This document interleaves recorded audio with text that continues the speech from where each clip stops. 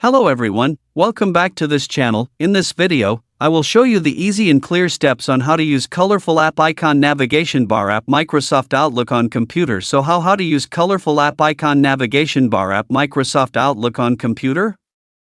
Make sure you keep watching this video until the end. Let's get started right away. Firstly, just go to Microsoft Outlook on your computer. And this is the initial display on Microsoft Outlook. To use colorful app icon navigation bar in Outlook, just go.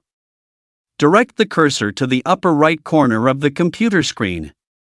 Here there is a setting icon. And tap. Here there are many menu options that you can use. Select the general menu. Now in the general menu there are many menus.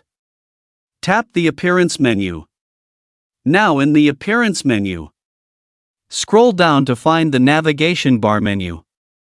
Now here there are two options. Tap to use Colorful Apps icon. Now here it's finished. We can see it on the Navigation bar display on the left of the Microsoft Outlook screen display. So that's it, tutorial how to use Colorful App Icon Navigation bar app Microsoft Outlook on computer. Thank you for watching. I hope this video is useful. See you in the next video.